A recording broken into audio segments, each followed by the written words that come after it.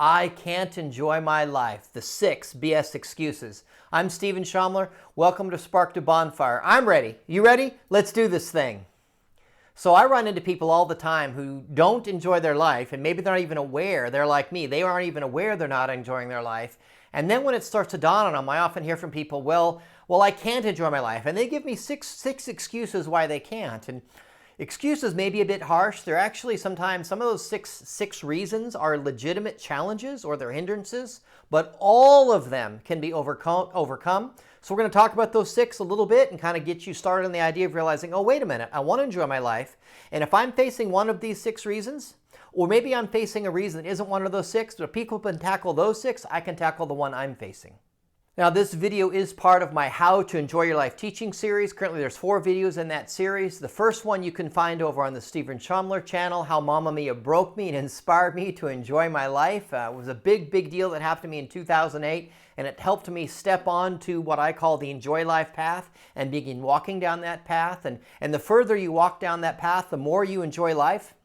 Somewhere by the time I got to 2015, I was, wow, I'm enjoying my life. Things are pretty good. I've learned how to enjoy my life. And I don't know when exactly that happened, but somewhere as I kept walking down that path, those 7 years from 2008 to 2015, I learned how to do it. I figured it out. And the second video in this series, Enjoy Your Life Right Now, it's the one that comes before this one. It's really important you enjoy your life, and it's really important you do it right now. And then the 4th video in this series, How to Enjoy Your Life, the First Steps. I provide in that video 8 tips that are really going to help you if you want to set out and begin that journey of walking down the Enjoy Life path and starting to enjoy your life.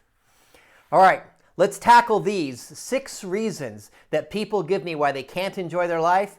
Part of me wants to say, man, those are BS excuses. Part of me has wrestled with these things in my own journey. I know how hard it is.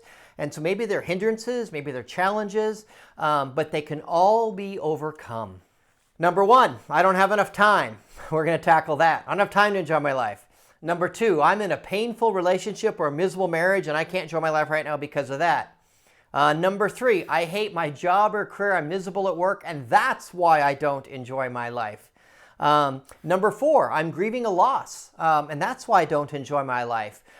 Number 5, I have a defective story. There's something going on in my story that means I just can't enjoy my life. And number 6, there's usually kind of that's a mystery one. That's where people are like, I don't know why I can't enjoy my life. I just can't. And usually when you dig into that, there's some unaddressed heart wounds that they have to tackle. And we'll cover that one. That's the 6th one. But let's go back to number 1. I don't have time to enjoy my life. And what I tell you is that's hogwash. That is hogwash. You have the same 24 hours in a day that I do. I'm working on a teaching series, How to Get More Done. And in there I'll have a teaching. I have an old video that I did a long time ago. Everybody Has Time, and I own everybodyhastime.com. I'm gonna redo that teaching as part of the How to Get More Done series. I worked really hard 2012, 2013, 2014, a lot of hours putting the time in to change my life and invested the time and energy, my first big professional push to be able to live the life that I live now that I absolutely love. And as I started having some of the fruits of that and getting some of the really fun, enjoyable things, even early on, like in 2014 and 15, people will tell me, wow, I sure wish I had the time you did. It's like, what are you talking about? Particularly in 2014, I was working full-time at a job I absolutely hated and working 40 to 50 hours a week, building a brand, writing my first book. What are you talking about? You wish you had the time I had. You have the same amount of time I do. It's how you use it. So that doesn't work with me. You don't tell me you don't have time to learn how to enjoy your life, right? To enjoy your life. You have the same amount of time I do. You get 24 hours a day. I get 24 hours a day. It's how you use it. Second reason, well, I'm in a painful relationship or a miserable marriage, and that's why I can't enjoy my life. I get it. We have a culture in our country. There's a big story that we live by where we have to keep relationships going even after they die.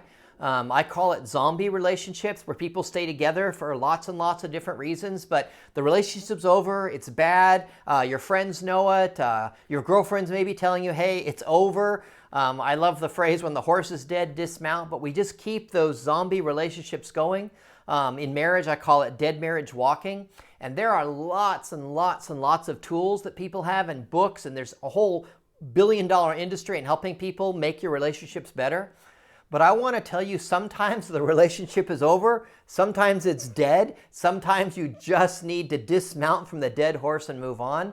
And so I want to tell you that if you find yourself in a painful relationship or a miserable marriage, I want you to take a break from it. Just stop and take a break, even if it's a mental break, and look back. And if you've decided it's over and it's dead, man, it is okay to end painful relationships. Let me say that again.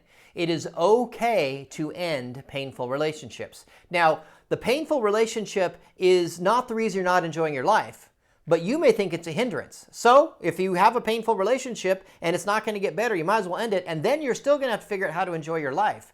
But let me tell you, it is not as easy to enjoy your life when you're involved in a miserable marriage or a painful relationship. You can do it, but my point is, if the relationship is not going to get better, why would you stay in it?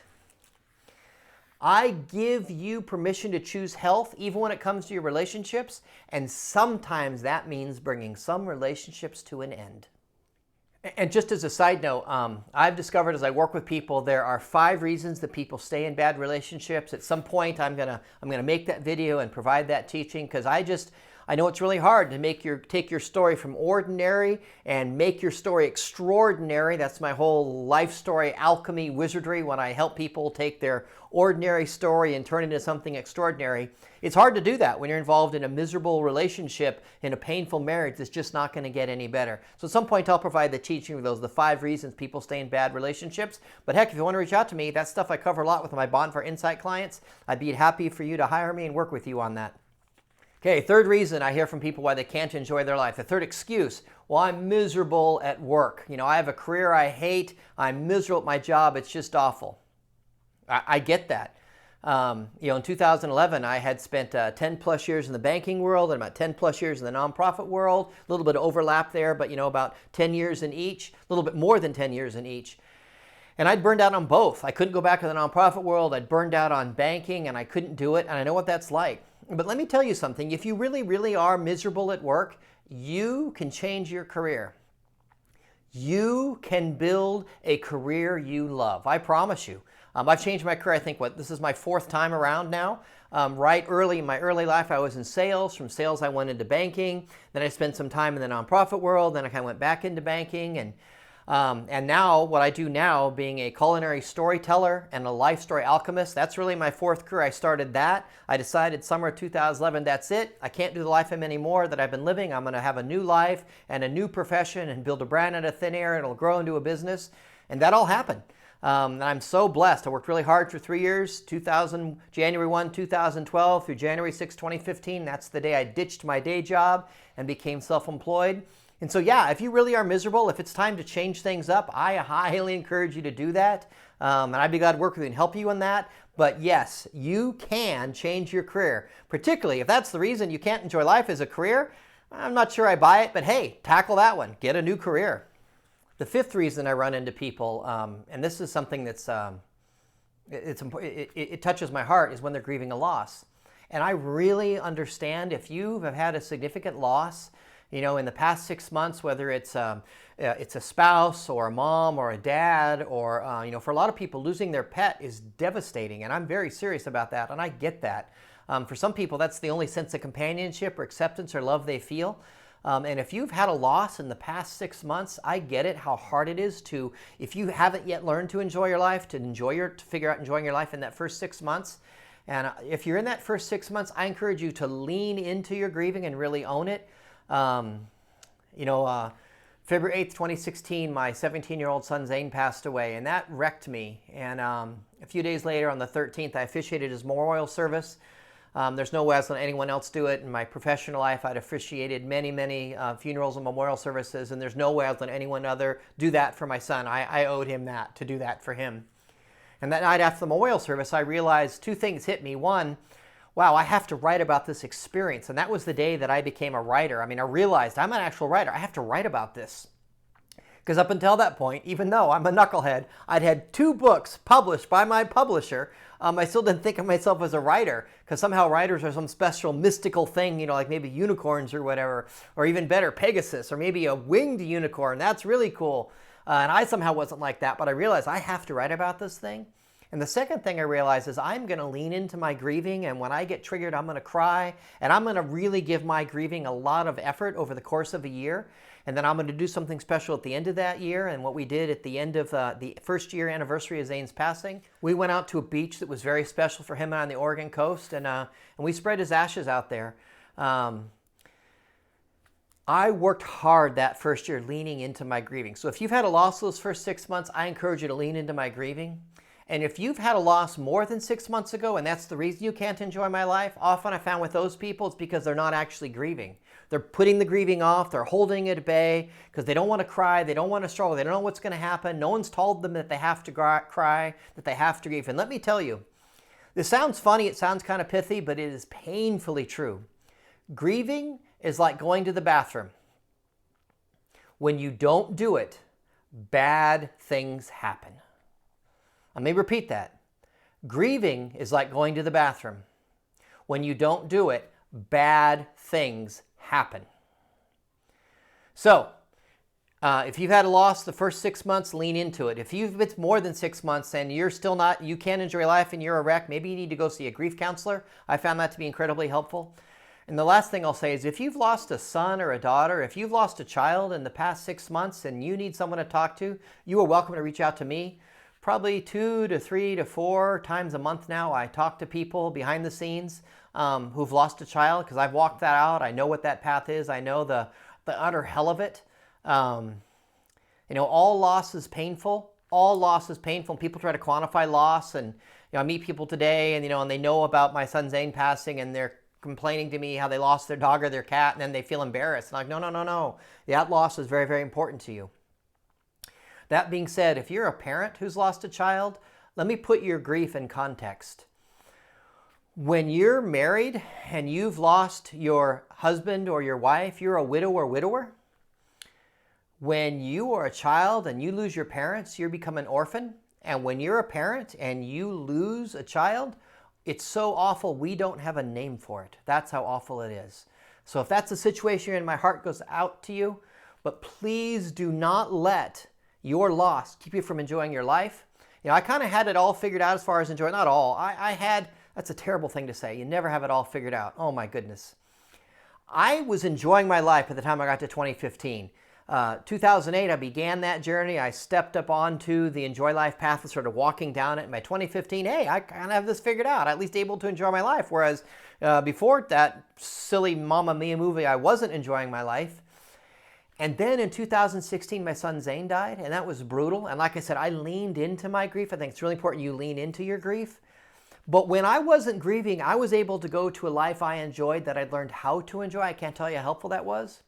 And sometimes when you are the one that survives, that doesn't pass away, someone else has gone and you're left, there's this thing called survivor's guilt, and you feel like it's somehow wrong. You shouldn't enjoy your life because they're not around to enjoy their life. You shouldn't enjoy, one night, it's horrible, but I was really tired, and I stopped at Safeway, and I was about 11 o'clock, and wanted something to eat, and I got some cubed watermelon, and I got some feta cheese, and I got a little bit of an herb that was really, really good, and I came and put it all together in a bowl, got home and made a salad, and I'm just this watermelon and cheese and a little bit of herbs, and I can't remember if it was rosemary or basil. It's irrelevant right now for this story, and I'm eating it, and I'm sitting in the kitchen, and I think, hey, if Zane's up, he would love to have this, because I'd get home and I'd go check on my son Zane at night, and if his light was on, and I'd maybe wake him up, and and I'd put him to bed, and he'd fall asleep reading a book, and if his light was off, I'd leave him alone. And I started running up the stairs, and I realized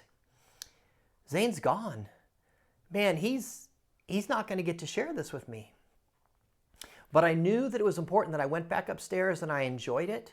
The old me, before I enjoyed my life, I would have just thrown that salad away, and what right do I have to enjoy this beautiful salad when Zane doesn't get to enjoy it? But I knew that I owed it to Zane. He would want me to go back downstairs and while I was crying, enjoy that beautiful salad. And that for me is magnificent meals are part of the way I enjoy my life. And that, even though I was grieving and crying when I ate it, that was a magnificent meal. So yes, you can be grieving and enjoy your life. I don't want to offend anybody, but man, you can do both.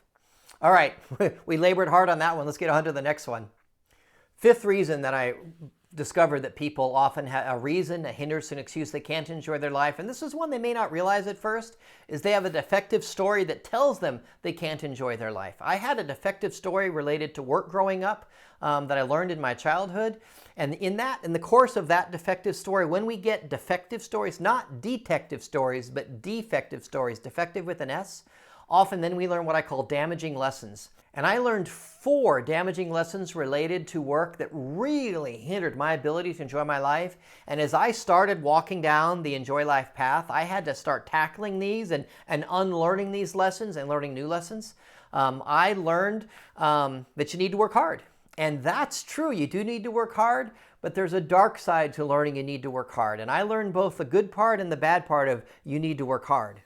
The second damaging lesson related to work I learned was that the work will never be done. The work out there will never be done. And there was kind of some oppression related to it, like, oh, I'm living in bondage to this ongoing stream of work that will never stop.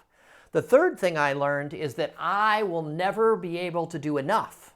So yeah, there's work out there that will never be done, but inside here, I can't do enough. And I have to live with that tyranny and that bondage and that sadness that I can never do enough. And the fourth damaging lesson I learned related to work that took me a long time to overcome is I will never be good enough. I will never be good enough. And you put all those together in a package, and man, you end up with someone that really, for me, it was hard to learn to enjoy my life. I had to overcome those. You know, and there's more to that story. There's quite a bit. I'm going to do a teaching series, at least a video about those damaging lessons, how they impacted me and really hindered me for years. But just know that you may, as you start walking down the enjoy life path, you may run into some damaging lessons, and then you discover those lessons came from an overall defective story that you don't even know you have. People live the story they know, and they don't know the story they're living. All I knew was that defective story, but I didn't know it was a defective story, and I didn't know that's what I was living. But once I figured it out, I was able to change it. The sixth reason that I encounter that people aren't able to enjoy their life is there's a little bit of mystery. They have like a block. They're blocked. They just can't enjoy their life, and they don't know why. And often when I dig into it and get to the root of it, often what's going on is they have unaddressed wounds of their heart. There's heart wounds that have never been addressed and never been tended to. And often you can see it in those people because they may seem on the surface happy and seem like they're enjoying life, but if you really dig into it, they're miserable and very unhappy. They're just using recreational activities like a drug. They're only happy when they're golfing or playing softball or maybe out partying at the bars. You know, I run into a lot of people that they present as alcoholics, but they're not alcoholics. They're just self-medicating because they have a painful, for example, maybe a painful abusive childhood, and they don't want to face it, so they just kind of stay distracted and busy at the bars to avoid it. And so for a lot of people, if there's just some like, I just can't do it, I don't know why, there's often deep in there some unaddressed heart wounds, and the best way to take care of those is get a yellow pad and a blue pen and start lots and lots of journaling, and then go find a good counselor. And you put a year or two in counseling with lots and lots and lots of journaling, and you'll be able to heal from those wounds. I know that I have. I had a very, very dark childhood with all of the abuse you can imagine. If there's a type of abuse, if you're thinking of it right now, I went through it. And there's some things you never want to know about I went through, and I'm so grateful. I saw Dr. Brian Van Drott in my 20s and had lots of therapy with him, and he began me on that journey of healing from all of that. So if you have those dark, unaddressed heart wounds, man, you can heal from them, and don't let them keep you from enjoying your life.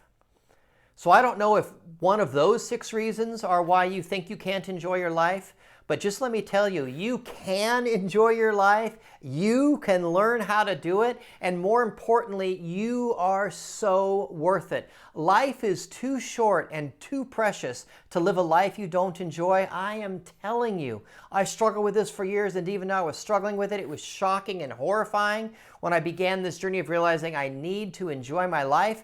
Mamma Mia just broke me. It was just incredible, and I was just really drove the point home for me. Encourage you to go watch the video where you can hear my story over on the Steven Shomler channel, how Mamma Mia broke me, inspired and encouraged me to enjoy my life, because I've been there, I've lived it. But please, please do not live a life you don't enjoy. I'm Steven Shomler. I believe in the beauty of your dream. Go live the life you imagine, and please, please, go live a life you enjoy. Go live a life you love.